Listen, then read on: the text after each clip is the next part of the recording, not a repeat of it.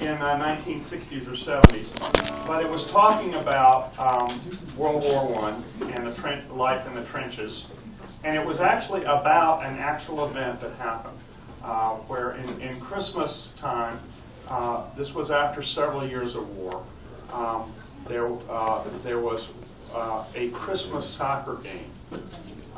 During Christmas time, oftentimes they would have a ceasefire, right? And so there was a example of people just sort of meeting during the ceasefire in no man's land and having a party. And they had a soccer game between the English and the Germans. All right. What? So they were happy? Oh yeah. Okay. There was just no war. Okay, but yeah, so this song is about that sort of strange meeting of soldiers from opposite sides. You said on person? Yeah. Well,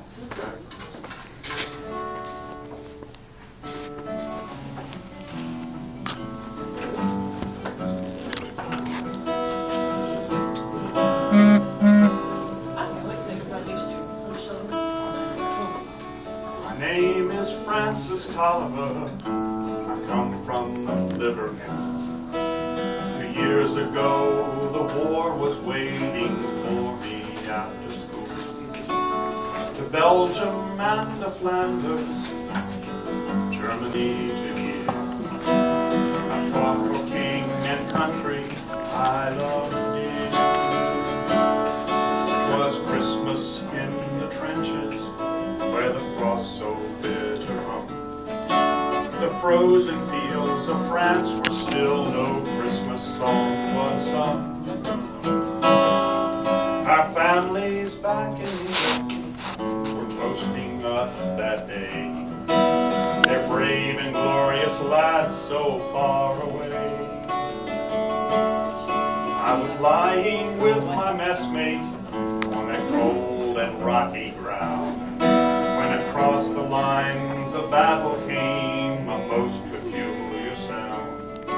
Says I, now listen up, me boys, each soldier strained to hear, as one young German's voice rang out so clear. He's singing bloody well, you know, my partner says to me. Soon one by one each German voice joined in harmony. The cannons rested silence, and the gas clouds rolled no more, as Christmas brought us respite from the war.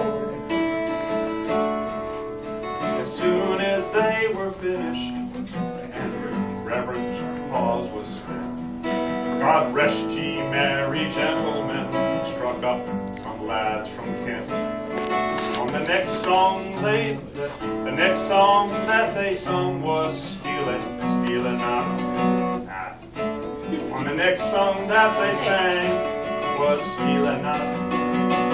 'Tis silent night, says I, and in two tongues our one song filled up the sky.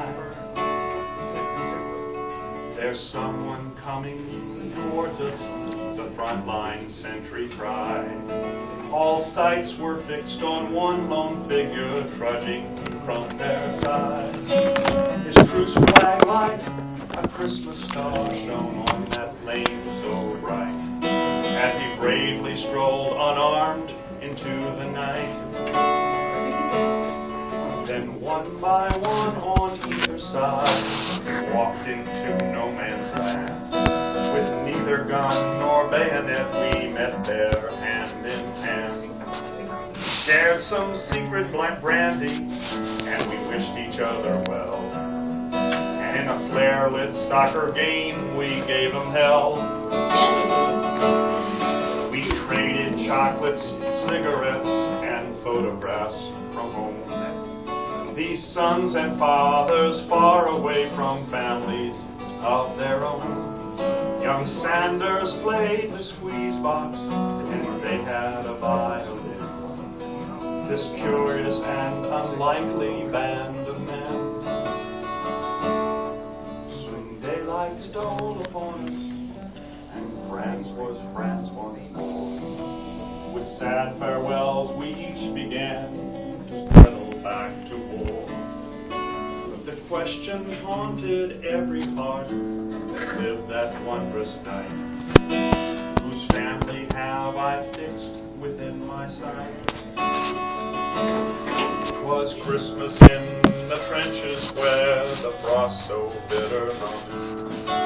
The frozen fields of France were warmed as songs of peace were sung. For the walls they kept between us to exact the work of war had been crumbled and were gone forevermore. My name is Francis Tolliver, in Liverpool I dwell. Each Christmas come since World War I, I've learned its lessons well. For the ones who call the shots won't be among the dead and lame. And on each end of the rifle we're the same.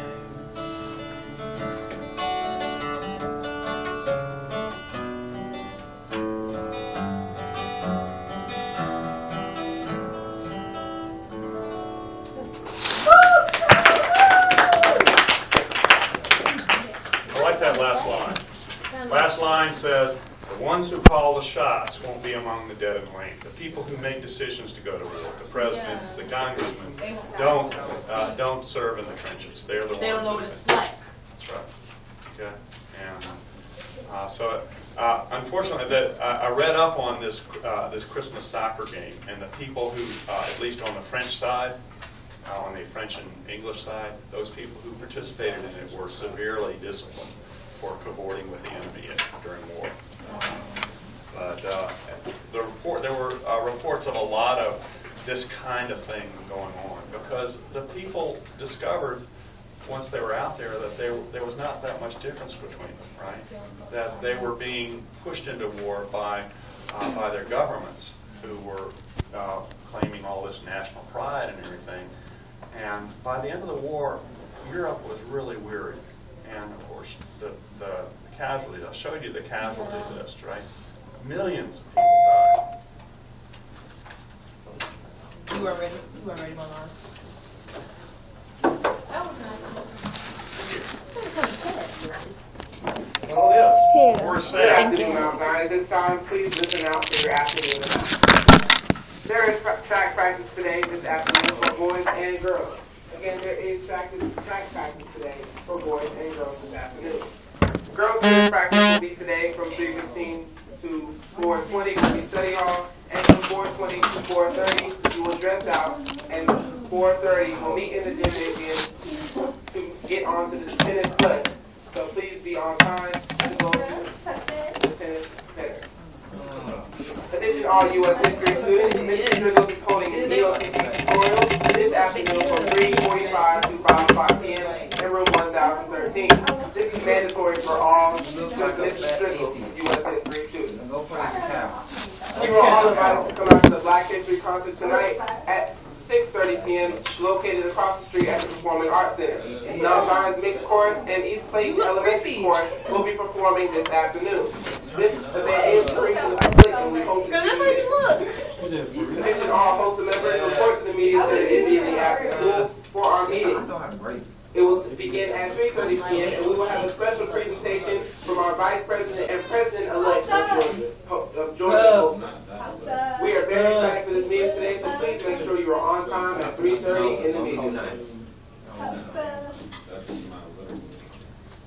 Mr. Snyder, please report to Dr. Dowray's office at this time. Mr. Snyder, to Dr. Dowray's office at this time. The Cicero Club will meet tomorrow afternoon at 4 o'clock. Please remember to wear your shirt tomorrow. The International Club will meet this afternoon at 3:20 p.m. to 3:45 p.m. You have such a nice,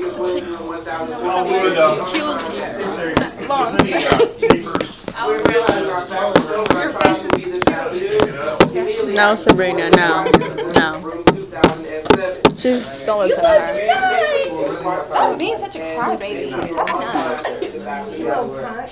She's scared. She's so scared. She does that to me. I'm just like, stop it. Reminder for the classroom, we'll meet in room 301. Look at her. Now we'll meet in room 311. I know, me too.